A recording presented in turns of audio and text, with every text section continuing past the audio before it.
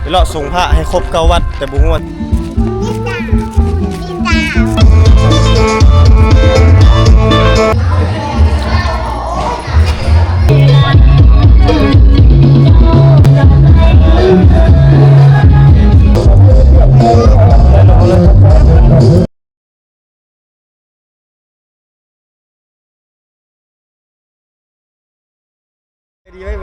ไปดี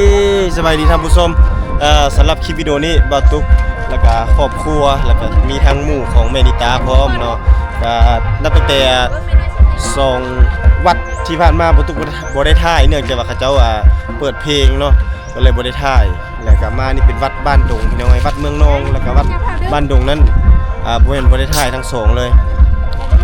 แต่ว่าอันนี้ครับเป็นวัดบ้านดงใหญ่เนาะบาตุกเลยจะพาครอบครัวมาส่งพระอยู่นี่แล้วก็จะพาท่านผู้ชมนี่แหละเข้าไปทางในวัดนี่แหละพี่น้องนี่มากับเมนิตานี่ใส่ชุดพร้อมกันเลยเนาะไปแบบนี้นี่3 คนเลย3 คนเลยอย่างนี้เนาะใส่เกิดปะเอาใส่พูดนี่ก็นอนรับคามานำรถเลยรับในรถเลยพี่น้องไปเลาะส่งพระให้ครบ9 วัดแต่บุ้งว่าสิครบหรือบ่เอาเมนิตาอุ้มพอสิถ่ายคลิปไปย่างเถอะเจ้าไปลูกเนี่ยเดี๋ยวเลยเอาบุญน้ำกันพี่น้องเอาบุญมาฝากกันเด้อขอบคุณนะครับหอดจดถึงแล้วเนาะบูชกบูชาเอาดอกไม้ทุกที่ไปใกล้โปรดโปรดส่งโปรบุญโปรคุณเอาเงินเท่าไหร่เอาซ้ำเจ้าได้ถามที่กรรมการอันนี้เป็นวัดเอาไว้ให้สัก5 ด้านโน้มหรือทางมาทำบุญถึงลูกมาทำบุญนำเลยมาหดมาส่งไปยังมาลูกยังมาเลยยังมาผู้เห็นบ่ช้างนะเด้อ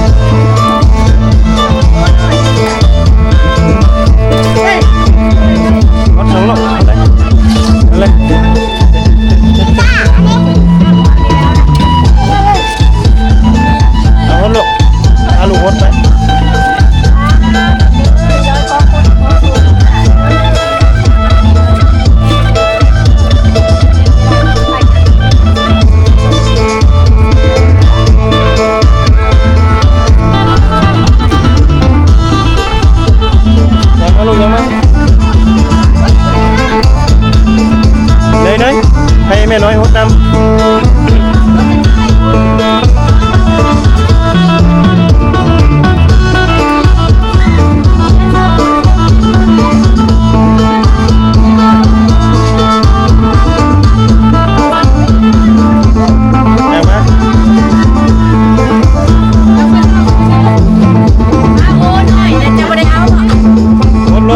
กำลัง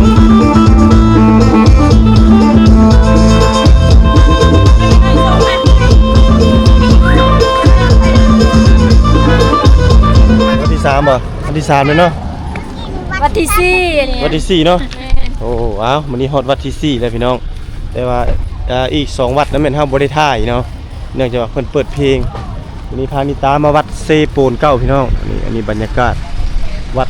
เซโปนเก่านี่ไป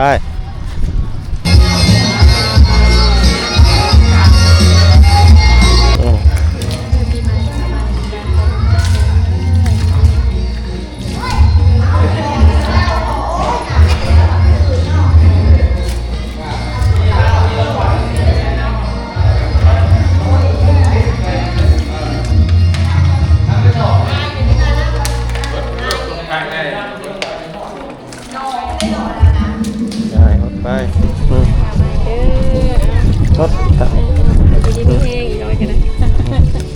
เอาโฮดเจ้าก็เอา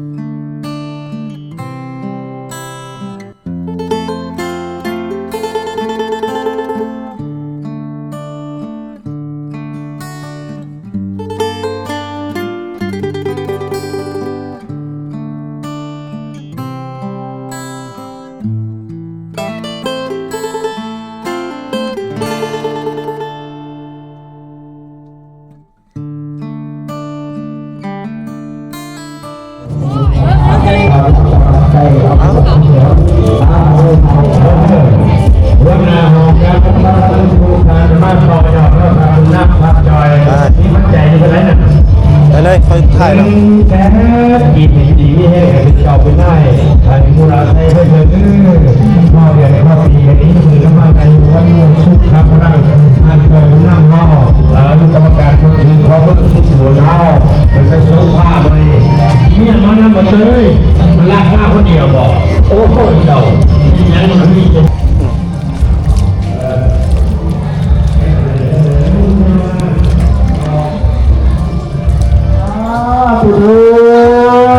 หาเจ้าของทางแก่ของทางผิดเด้อ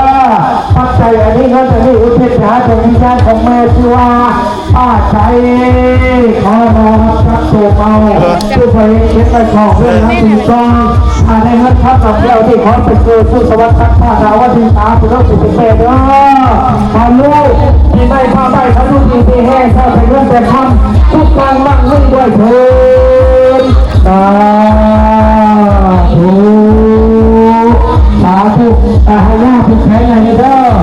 ตาหายาผู้แข็งเลยเด้อทำให้ไว้ในใจไฟได้ไม่เป็นไรเด้อ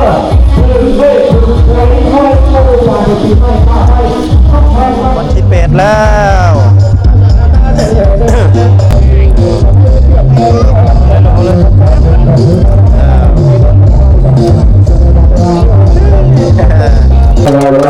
ไปเลย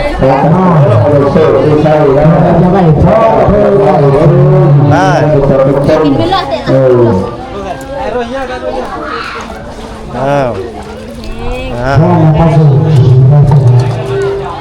เขามาด้วยอกเป็นแบบเดิมเขาเลยมาเสียงซีเสียงอะไรทางหลังแม่ภรรยามาผูกคอต่อแขนเขามาด้วยอกเป็นแบบเดิมเขาหลังจากเฮ็ดเชิญต้องเกิดมาถูกกระดูกแรกอะเขาเชิญจะเล่นพรนะมาทำทาง